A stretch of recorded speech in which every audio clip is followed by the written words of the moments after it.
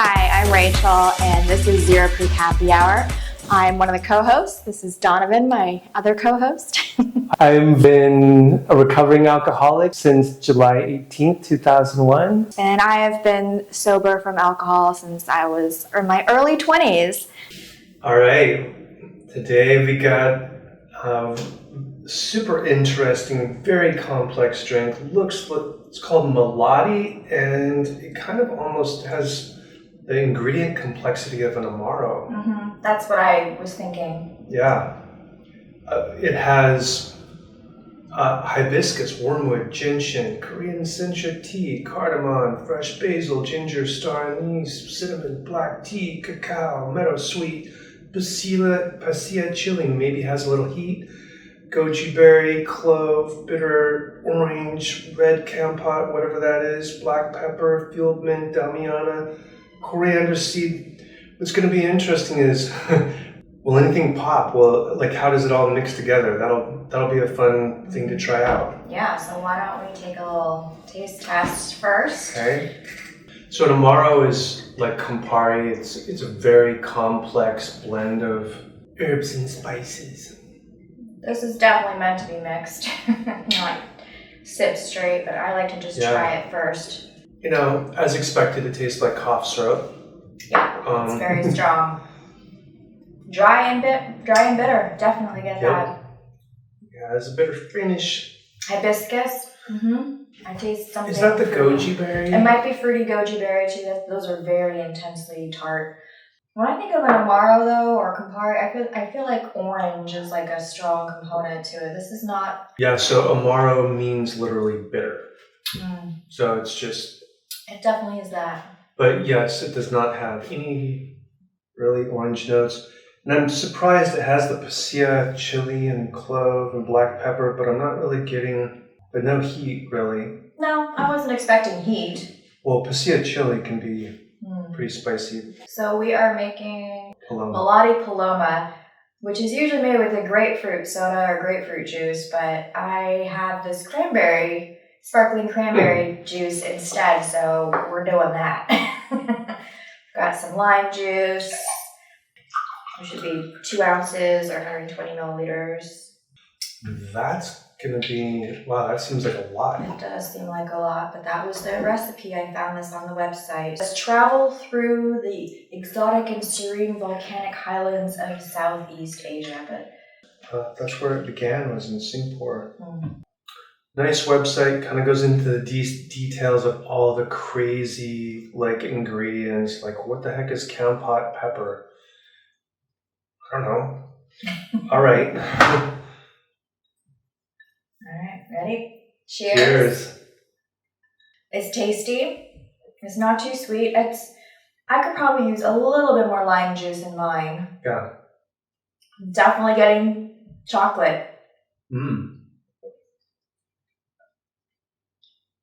That's crazy. What are you getting? Yeah, I can see some chocolate in there.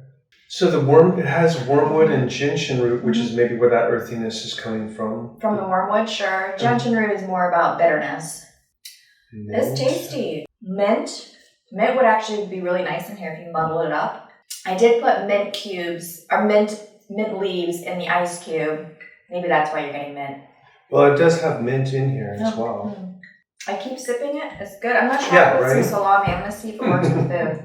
An Amaro Campari drink is usually an aperitif before dinner, before food. Yeah, that digestive that will get your juices flowing. It seems pretty sweet to be a before dinner drink. It does. Maybe instead of juice, I would use just regular plain soda water. Yeah, that's what they recommend on the front. How much was this? I want to say it was like $50. Yeah, it was really expensive. I think it's like $48. I mean, a little goes a long way. Yeah. You definitely want to mix it, not just drink it straight, but I mean, I keep sipping it. Yeah, I mean, I am enjoying it. What else have we had that's an Amaro other than Wilderton? Wilfred's. Pathfinder. That's also expensive. Yeah. I think that's also like $40 or $45. You're probably going to expect that considering how many different ingredients are in here, right? Yeah. Mm-hmm. This is a really complex and sophisticated brew. This is a nice one for the bar. Would I buy it again? I'm not sure, because there's a lot of other Amaros on the market and Camparis on the market right now, or that type of alternative. Yeah, like I would totally take Wilfred's over any of it. That's so far been my favorite. And then Pathfinder, I want to explore that again. Yeah, we'll definitely do Pathfinder again. I really enjoy it though. Like it's fun. Yeah, it's certainly interesting to drink and keep sipping away at it. Was wormwood the key ingredient in the absinthe that gives it the thuhone? Yeah, it's supposed to have some type of effect on you. I'm not feeling any type of really relaxation from it or anything like that. Yeah, the way that they present it on the website, this is like a bit of a medicine. All of this stuff that they're, ginger, cardamom, cacao. They were talking about cacao raises your serotonin, tryptophan, tyrosine, and phenylethylamine. They really get complex in the health benefits.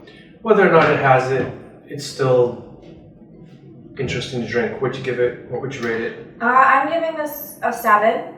I would definitely play around with it more in other cocktails and a spritz and mixing it with other things.